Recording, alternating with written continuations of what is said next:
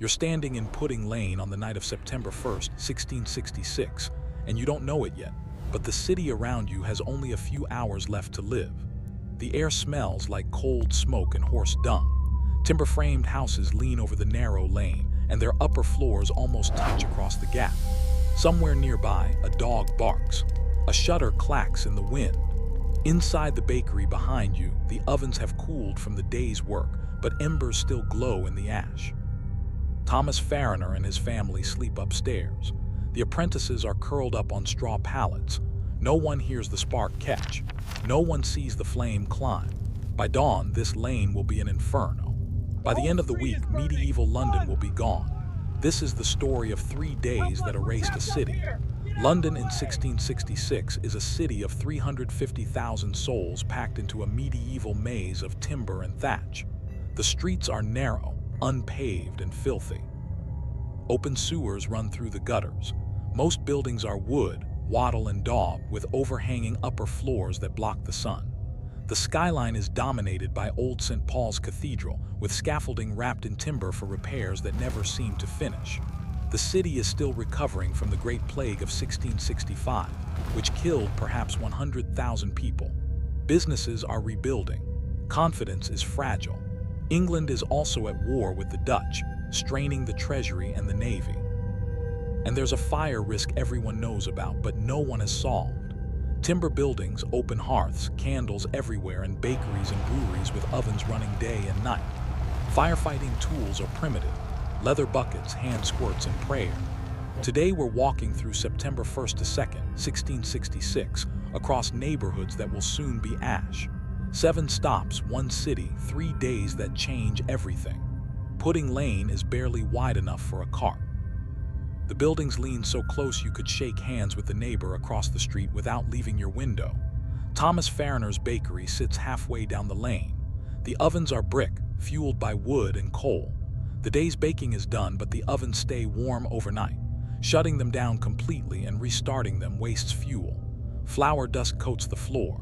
Stacks of firewood and coal are stored inside, close to the heat. This is normal. Every bakery in London does the same. Upstairs, Farriner sleeps with his wife and daughter.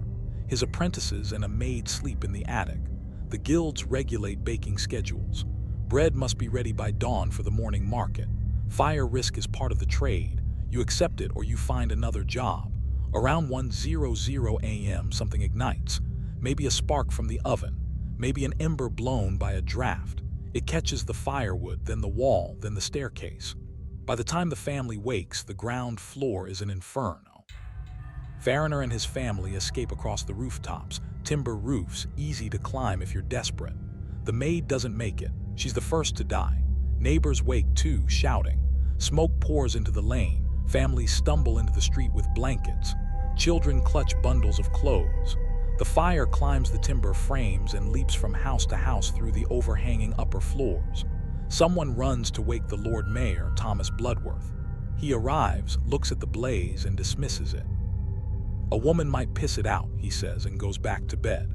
There's no fire brigade, no organized response, just neighbors with leather buckets forming chains to the public conduits. But the summer has been dry. The wind is blowing from the east. The flames are already ahead of the buckets. By 2:00 a.m., a dozen houses are burning. By 3:00 a.m., the fire reaches Thames Street. By morning, Thames Street is burning. The riverfront is lined with warehouses.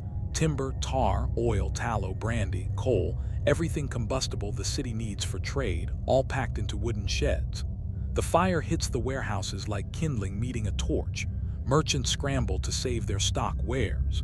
Small boats are overloaded with salvaged goods, sinking under the weight. The wharves are chaos, people shouting, carts blocking the narrow lanes. The east wind drives the flames westward toward the city center. A warehouse filled with tallow and spirits explodes. The blast sends flames leaping across Fish Street Hill. The fire is no longer a neighborhood problem. It's a citywide disaster. But there's still no coordinated response, no firebreaks, no demolitions. The Lord Mayor refuses to order houses torn down without compensation. He's worried about lawsuits. By the time anyone realizes the scale, it's too late to stop. By midday, the smoke is visible from Cheapside, the commercial heart of London. Goldsmiths, drapers, mercers, all operating from timber-fronted shops. The market is still open. Some people are still shopping. Others are watching the smoke rise from the east.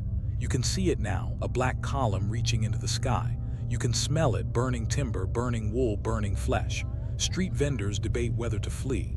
Wealthy residents hire carts at inflated prices, 10 times the normal rate. The poor carry what they can, a blanket, a pot, a child. A goldsmith begins burying his stock in his garden. He wraps silver plate in cloth, digs a pit and covers it with dirt. His neighbors watch and start doing the same. A mother haggles with a carter, offering everything she has for a ride to Moorfields. He refuses. Not enough coin.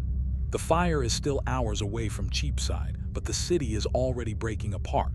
If you're enjoying this and want to support the channel, a like or subscription helps us keep reconstructing lost histories like this one. No pressure, just grateful you're here. That afternoon, old St. Paul's Cathedral still dominates the skyline. Medieval stone with timber scaffolding wrapped around the tower for repairs. Booksellers' stalls clutter the churchyard.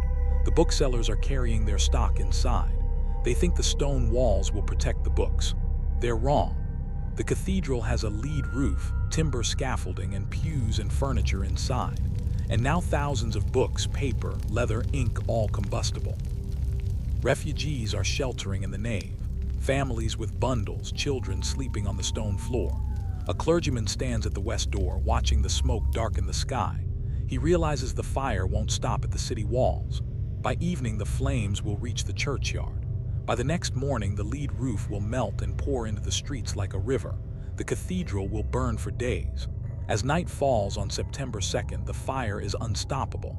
It's consuming 300 acres. Churches collapse. Guild halls fall. The guild hall's lead roof melts. The stones crack in the heat. King Charles II and his brother, the Duke of York, are in the streets organizing firebreaks. They order houses demolished with gunpowder, but the wind keeps shifting. The fire outpaces every effort. Samuel Pepys, a naval administrator, buries his wine and cheese in his garden. He loads his important papers onto a cart and sends them out of the city. Then he stands on the riverbank and watches London burn. The flames are visible for miles. The sky glows orange. Ash falls like snow. By the night of September 3rd, tens of thousands have fled to Moorfields north of the city walls. Open ground, no shelter, just families huddled around bundles of salvaged possessions. Merchants guard their goods. Strangers share food. Children sleep on the bare earth. There are rumors of arson. People blame the French, the Dutch, anyone foreign. The king sends troops to patrol and keep order. Foreigners are attacked in the streets. A child asks her mother when they can go home. The mother doesn't answer. There's no home left. How do we know this? Samuel Pepys and John Evelyn both kept diaries. They walked through the fire, documented what they saw, buried their possessions, and fled. Parish records track deaths and damages. Fire court records show compensation claims. Wenceslaus Holler's engravings show the city before and after. We've used AI to visualize lost streetscapes based on period maps and survivor accounts. The details are grounded in evidence, but no image can capture what witnesses saw: the heat, the noise, the terror of watching a city die. The fire burns until September 5th. By then, 13,200 houses are gone. 87 churches are destroyed. Old St. Paul's is a ruin. The medieval street plan is erased. 6 people officially die, but the real number is unknown. The poor, the homeless, the unrecorded. How many burned in collapsing buildings? How many suffocated in the smoke? It started with a spark in a bakery on Pudding Lane. One ember, one dry summer wind, and medieval London became ash. After the fire comes rebuilding a ruined city. London will rise again, but it will never be the same.